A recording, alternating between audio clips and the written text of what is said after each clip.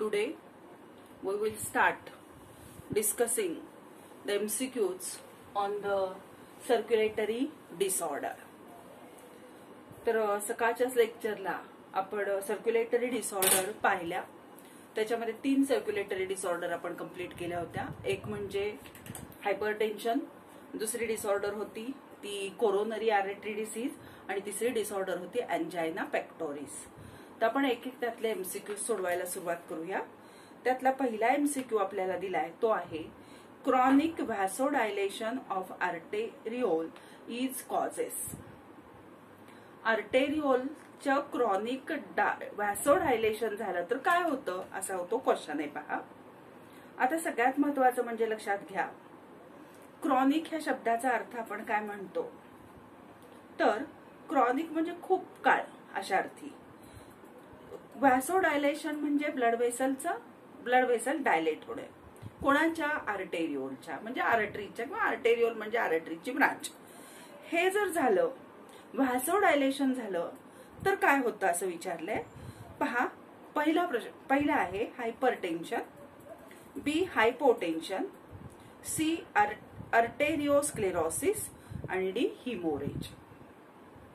आता हायपरटेन्शन होऊ शकत नाही कारण ते व्हॅसो डायलेशन आहे, डायमीटर मोठा झालाय वेसलचा. मग काय होऊ शकतं? हायपोटेन्शन होऊ शकतं. म्हणजे इथं बी ऑप्शन करेक्ट आहे, ज्याला आपण हायपोटेन्शन म्हणतो. आर्टेरिओस्क्लेरोसिस होऊ शकत नाही कारण आर्टेरिओस्क्लेरोसिस मध्ये काय होतं तर हार्डनिंग होतं. आणि हिमोरेज म्हणजे काय? ब्लिडिंग होणं. तेही ह्याच्याशी लागू पडत नाही, म्हणून ह्याचं आन्सर आहे हायपोटेन्शन. नंतरचा क्वेश्चन घ्या. The disease in which hardening of blood vessel occur is called. ज्या डिसीज मध्ये ब्लड वेसलचं हार्डनिंग होतं त्या डिसीजला काय म्हणतात? एक arthritis, B arteriosclerosis, C atherosclerosis and D both B and C. पहा आर्थरायटिस म्हणजे जॉईंट पेन, दुखणं जॉईंट, ते ह्याच्याशी लागू पडत नाही. अथेरोस्क्लेरोसिस म्हणजे प्लॅक तयार होणं, फॅट डिपॉझिट होऊन वेसलमध्ये ब्लॉक तयार होणं. आर्टेरिओस्क्लेरोसिस मध्ये तुम्हाला माहिती आहे की ब्लड व्हेसल हार्डन होतात, त्या इनइलास्टिक बनतात, त्यामुळे इथं करेक्ट आन्सर आहे B. Next, arteriosclerosis is mainly cause due to. Arteriosclerosis कशामुळे होतो? A intake of protein rich diet, B inelasticity of artery, C malfunctioning of heart and D obesity. Arteriosclerosis मध्ये आत्ताच मी तुम्हाला सांगितलं की काय होतं तर हार्डनिंग ऑफ ब्लड वेसल होतं आणि इनइलास्टिक ब्लड वेसल बनतात. मग इथं तो पर्याय दिलेला आहे inelasticity of arteries. That is the correct answer. So here B option is a correct. Then hypotension may develop due to. Hypotension कशामुळे होतं असं विचारलंय. A option too much emotional stress, खूप इमोशनल ट्रेस आला तर. High cholesterol diet, C low protein diet आणि D drug addiction. Emotional stress आला तर हायपरटेन्शन होतं. हाय कोलेस्टेरॉल डाएट आलं तरी हायपरटेन्शन होतं. ड्रग ऍडिक्शन मध्ये सुद्धा ब्लड प्रेशर वाढतं. मात्र प्रोटीन जर डाएट मध्ये तुमच्या कमी असेल तर ब्लड प्रेशर कमी होतं. कारण लक्षात घ्या, प्रोटीन जे आहेत, प्रोटीन जर डाएट मध्ये कमी झाले तर ब्लड हे आपलं पातळ होतं, विस्कॉसिटी त्याची कमी होती. आणि ब्लड जर पातळ झालं तर हायपोटेन्शन होऊ शकतं. त्यामुळे प्रोटीन जर कमी असतील तर we suffer from the disorder known as a hypotension. Hypotension या शब्दाचा अर्थ तुम्हाला माहितीये, ज्यावेळेला blood pressure 120-80 mm of HG पेक्षा सतत खाली असतं त्यावेळेस त्याला आपण हायपोटेन्शन म्हणतो. Hypertension may develop due to A obesity, B smoking, D alcoholism, C alcoholism and D all of these. तर पहा हायपरटेन्शन ओबेसिटीमुळे होतच आहे, फॅट डिपॉझिट झाल्यामुळं. स्मोकिंग आणि अल्कोहोल, सिगारेट वगैरे पिणारे जे लोक असतात आणि अल्कोहोल ड्रिंक करणारे जे लोक असतात ह्यांच्यामध्ये सुद्धा हायपरटेन्शन असतं. त्यामुळं ऑल ऑफ दीज हा जो ऑप्शन इथं दिलाय हा करेक्ट ऑप्शन आहे. पुढचा क्वेश्चन पहा. Sustain hypertension may be cause by. Sustain म्हणजे दीर्घकाळ चालणारं. हायपरटेन्शन कशामुळे होतं असं विचारलंय. एक, renal artery disease. B, excessive ACTH production, adrenocorticotropic hormone आहे.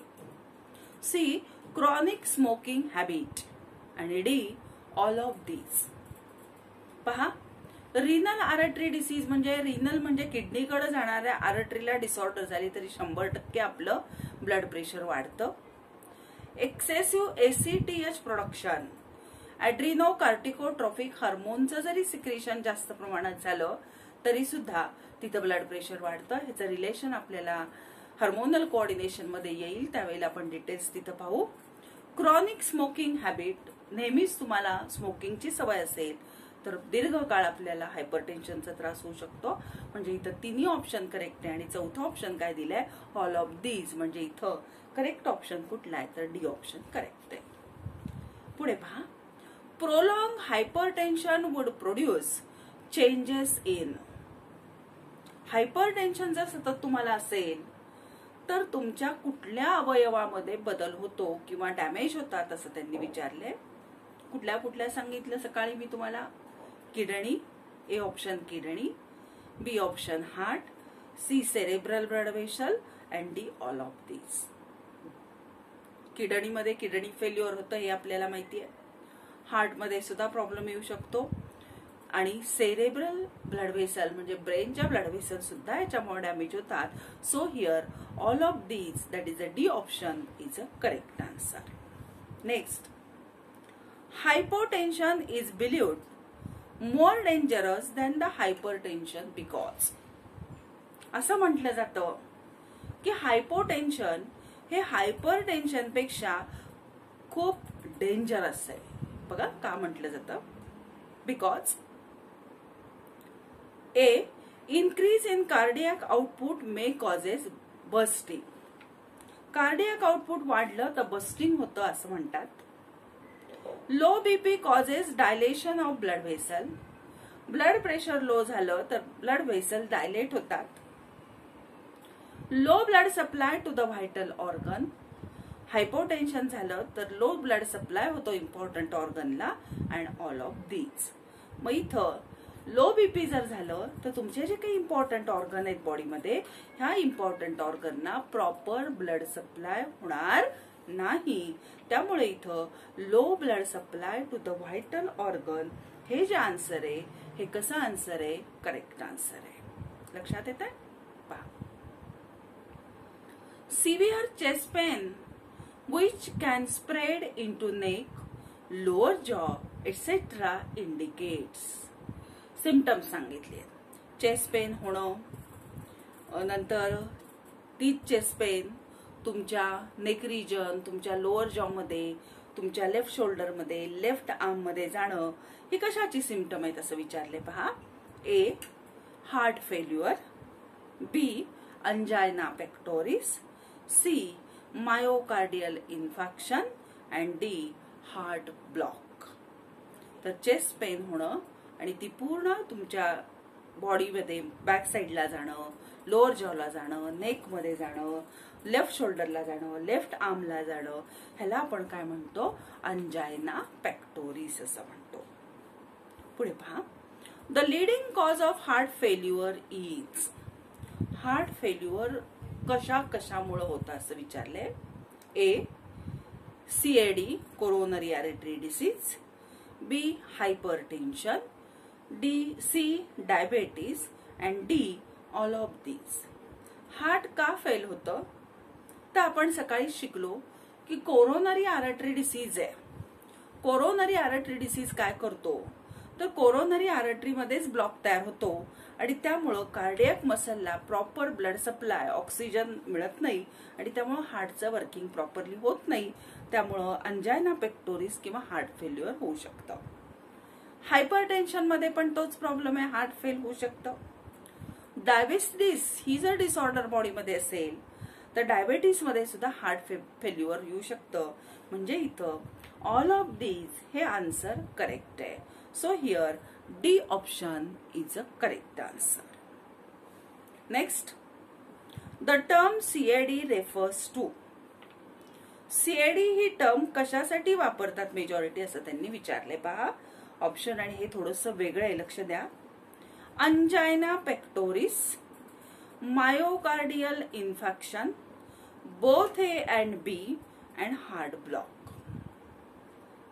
मी सकाळीच तुम्हाला सकाळच्या लेक्चरला सांगितलं की ज्याला कोरोनरी आर्टरी डिसीज झालाय, म्हणजे ज्याच्या कोरोनरी आर्टरी मध्ये ब्लॉक निर्माण झालाय, फॅट झालाय, अथेरोस्क्लेरोसिस झालाय, तर अशा व्यक्तीच्या मध्ये अंजायना पेक्टोरिस पण आपल्याला दिसतं, आणि अशा व्यक्तीमध्ये मायोकार्डियल इन्फेक्शन पण असू शकतं.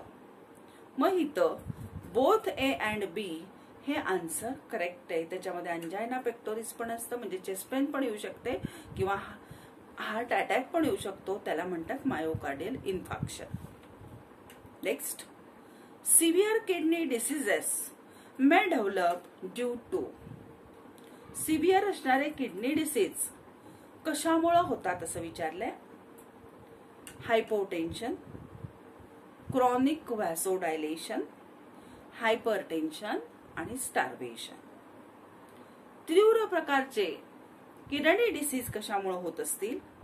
हायपोटेन्शनचा संबंध नाही, क्रॉनिक व्हॅसोडायलेशन पण नाही होणार तिथं, स्टार्वेशन म्हणजे उपासमार त्याच्याशीही त्याचं रिलेशन नाही. तिथं आन्सर आहे हायपरटेन्शन.